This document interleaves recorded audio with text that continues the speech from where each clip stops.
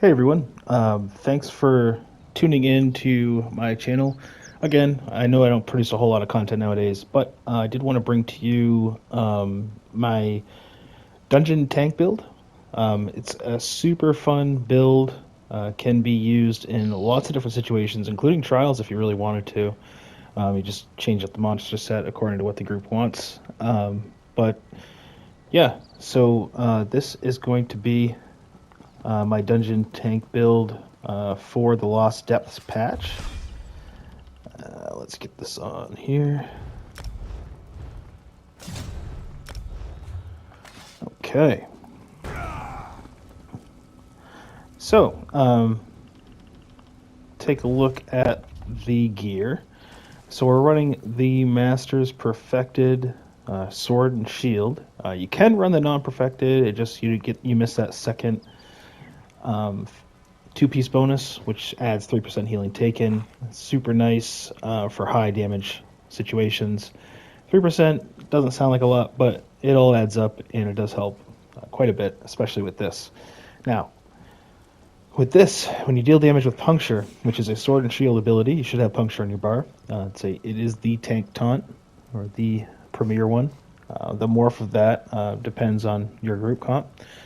When you deal damage with Puncture, you heal for 6,435 health, and gain spell and physical resistance equal to that for to the amount of healing. So you can actually crit heal with this, or over healing done for 5 seconds. So the healing scales off your max health. So if you have high health, which you should as a dungeon tank, I would say around 40k would be a baseline, a good baseline to start. That is going to be what you run, especially for the new stuff. So the Master Shield, it actually comes with a multi-effect enchantment on there. So you don't need to put a triglyph on there. It'll come like that. You can reconstruct it too. It's super easy to do at your local transmute station. Definitely just come right over here. You can reconstruct, and then you can go down to arenas, Dragon Star, and you can reconstruct either the normal version, which was the best version for the longest time, or the perfected version, which they just added recently. Well, fairly recently according to the game's life, but I still need to get into Dragon Star and flesh this out a little bit better, but yeah. So that's what we run on the front bar. On the back bar, we got Turning Tide. Now, I don't run Infused. I don't believe there's a good... there is a good reason to run Infused, right, for the Crusher Enchantment. The Crusher Enchantment is going to proc anyway. But what Charge does, it allows you to easily apply Brittle, or Minor Brittle, I think it is, to the enemy that you're fighting. So if you're running Nazare, the monster set, the way you would do it is you proc your Turning Tide, hit your Clench Taunt, which will proc Brittle, or you can do Pulsar, and then you would hit your ultimate after that, and your ultimate gets extended as well as Brittle does, so it's nice for quick boss nukes. So that's on the back bar. So you have the full 5-piece on the back bar. Now, on the monster set, this is interchangeable, but I run Malabeth the Scourger's Visage. The reason for that is high damage fights, you want that Major Vitality. Now, a lot of people will say, well, a lot of those fights are high mobility, and you're not going to be able to have Malabeth up all the time, so it's a wasted set. And I disagree with that. Fully disagree with that. The reason being is because it saved my ass in Corollary multiple times on hard mode. So, yeah, I prefer this. I'll run Nazare if the group wants it, but if it comes down to me surviving and getting the clear for the group, because if the tank goes down in a hard mode, usually it's over. It's a wipe. So, unless it's a fast res. But this monster set will take a little bit of the load off the healer, make it a little bit easier. Now, the third set that I run can also be interchangeable, but it is Crimson Oath. So Crimson Oath is basically the Great Value Alkosh, except it's super reliable, and it has a better radius too. Now, just to give you a idea of the radius, so that's a major buff that I just applied to myself. That will proc Crimson. Also, this will proc Crimson. So let's go proc Mending here. All right, it didn't work. A little bit closer. Okay, and we get just a little bit closer. Still not. And right here. Boom, Crimson. That is a long ways away, if you can see that. Let's see if I can move just a little bit further back here. Yeah. So that's pretty much the range right there, as you can see. And all enemies in a range will get that. So it's a nice set. You can keep 100% uptime on it too, because it's cooldown. It lasts for 15 seconds, and it has a cooldown every 12 seconds, so you can keep 100% uptime on that. Super good set. Some of the traits are a little off, but it doesn't really matter as a tank unless, like... Yeah, as you can see, like that procs like crazy. So yeah, there's that. And then, let's see. Let's get my resistances up. Now, this is the really cool part about this build. So just to show you, let's get this, that, and then that. And that's 41,000. I can get that up higher, but 41,000 resistances is, I mean, you're getting diminishing returns, so I wouldn't put a whole lot into CP to help your resistances out. But that's kind of where you're looking at there for that. So now that we've gone over the gear, let's go over the skills. So we got Heroic Slash for minor heroism. Super good. You can switch to the other one that gives the snare, but this one, I prefer to keep this up just to make sure I'm building my ultimate continuously. Balance for the majors. You could also run Spiky back. I just like Balance though because it gives you back Magicka. That's all. That's Balance is in the mages guild line. So if you have to level Mages Guild up quite a ways to get that. So if you don't want that, you can just use Spiky back, especially if you're using a Dragon Knight, which I would recommend for dungeon tanking. Pierce Armor. Pierce Armor is the Swordboard Taunt. It is the morph of Puncture. Pierce Armor does major and minor breach. So it'll do both at the same time. So you're looking at about 9, almost 10,000 penetration just from one poke. So that's really nice. And then with Crimson, you're at like 13 something. And then Crusher will bring it down another few thousand. So you're looking at almost penetration cap with all your stuff procced, which is super nice. Igneous Shield, this can be a flex spot. I like to keep it for the major mending, for when you need a heal in a big way. It also gives a little shield to your group, which can actually really help. You'll notice in a lot of my tanking videos, I will spam Igneous when I see the group members in bad spots. And sometimes it gives them just enough time to get the hell out. So it's good. But anyways, that's the combo. You hit this, and then you hit Green Dragon Blood. But you want to hit Green Dragon Blood when you're under 50% health. That's when you'll get the most bang for your buck on that. Gives you major fortitude, major endurance, and minor vitality. And basically it's like taking a tripod. So it'll give you all your recoveries, increase it by 30%, and it'll increase your healing received by 8% for 23 seconds. So honestly, you can just keep this up as a skill in your rotation, and that's good. And the bread and butter of survivability for the Dragon Knight is going to be Magma Shell. The reason why is because when activated, nearby allies gain a damage shield for 100% of their max health for 12 seconds, and also it limits incoming damage to 3% of your maximum health. So it's actually like really OP. You don't have to block. You can literally just heavy attack with Magma Shell up, and you will not die unless you're taking so much damage that you get reduced to 0. which can happen. Can happen. Back bar, we're running Frost Clench. It inflicts major maim for 5 seconds, reducing damage done. It also provides the chilled status effect, and it taunts enemy 15 seconds. I find this to be a little bit more intuitive than Inner Fire. However, Inner Fire has a longer range, so you pick which one you want. I choose Frost Clench because it also applies Brittle. Unstable Wall of Frost. You don't really need the unstable morph, but it's nice to have that little bit of extra damage for the team. Also, it gives you a nice little shield for your group members to absorb some incoming projectiles, which is actually also pretty OP.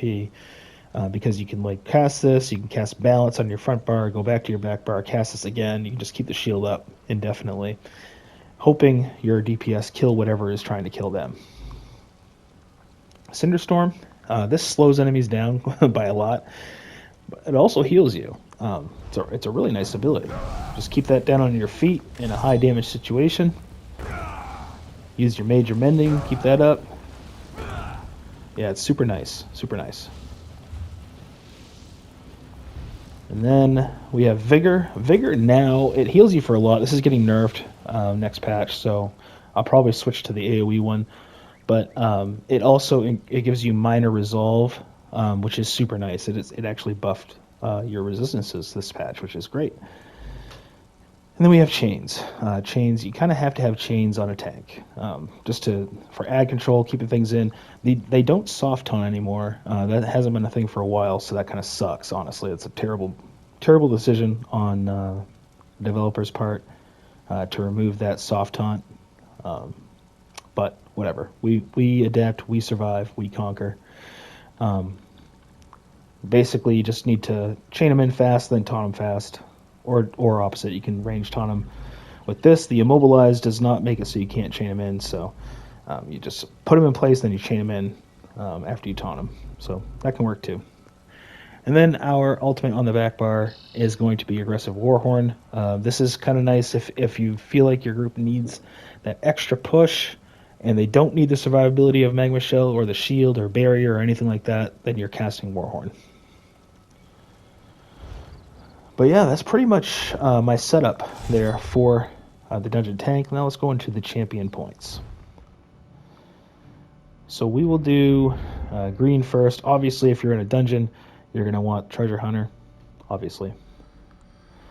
You kind of want to get to here.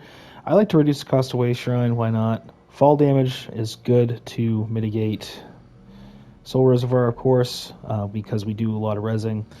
Rationer is going to be nice. Just increases that expensive food that you run. Liquid Efficiency. When you drink a pot, you have a chance to not consume it, which is great. Steed's Blessing is nice when you're trying to move between trash poles. You get that little extra speed there. And we'll go to blue. So blue trees, Slaughtables. I'm running Enduring Resolve, which reduces damage over time. Bulwark. While you have a shield or frost staff equipped, your spell and physical resistance is increased by 1900. I probably actually don't need that, but I still run it. Duelist Rebuff reduces damage taken by single target attacks by 6%, and then Unassailable reduces damage taken by area of effect by 6%. So some other ones to consider.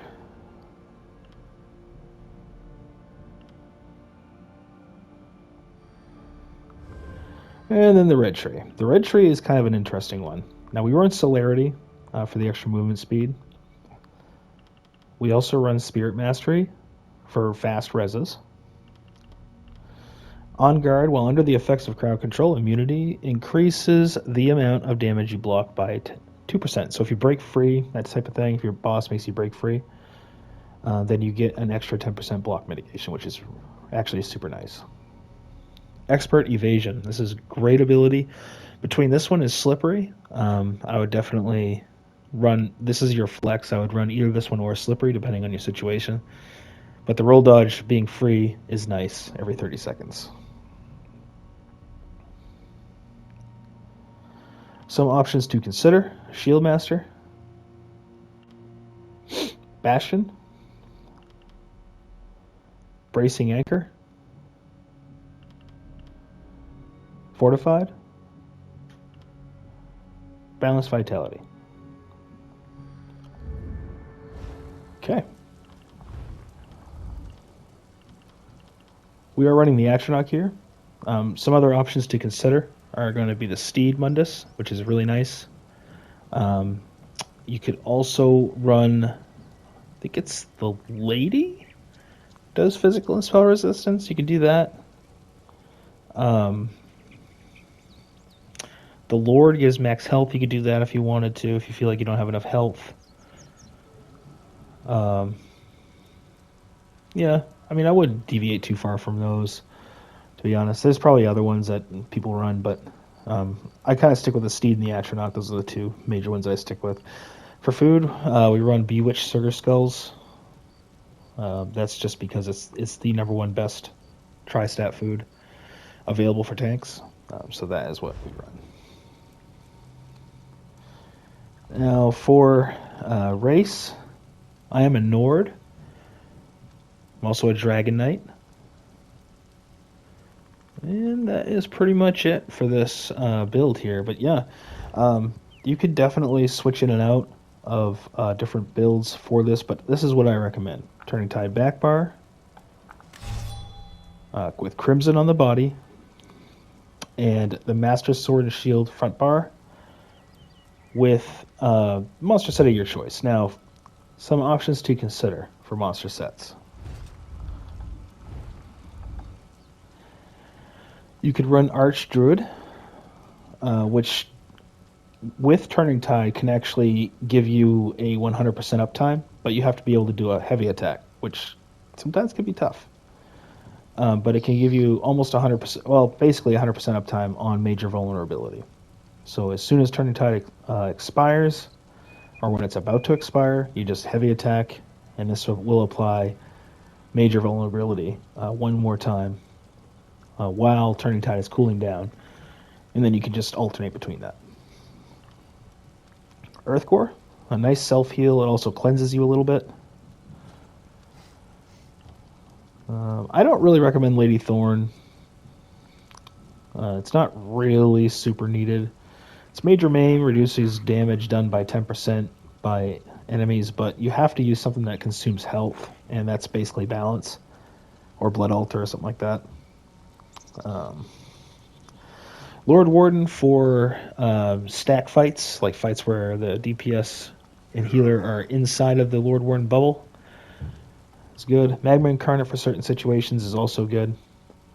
It's not the worst thing in the world. Gives minor courage, which I believe you get from Yolgrin anyway. So it's really on you whether you want to run that or not.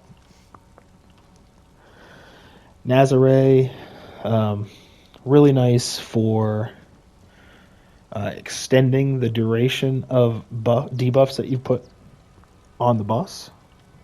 Engine Guardian, I've actually been using this to main tank the last boss in Dreadsail Reef, and it's been pretty nice, honestly. The Engine Guardian is just a nice set. It's a good standby.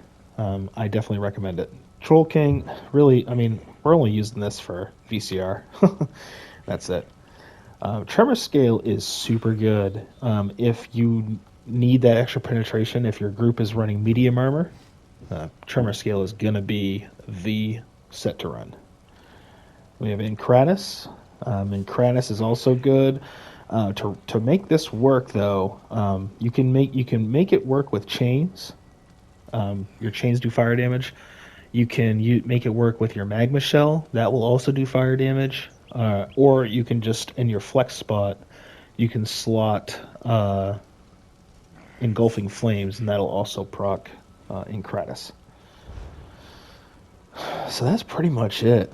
That is the whole build there.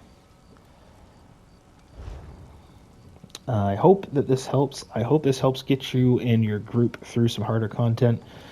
In the Elder Scrolls Online, the dungeons are amazing. They are a super fun way to play this game. And yeah, If you have any questions, leave them in the comments and I will read them, I promise you. And if I have time, I will give you a thorough answer as well, if I know the answer.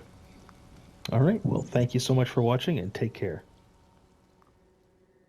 Damn, son, where'd you find this?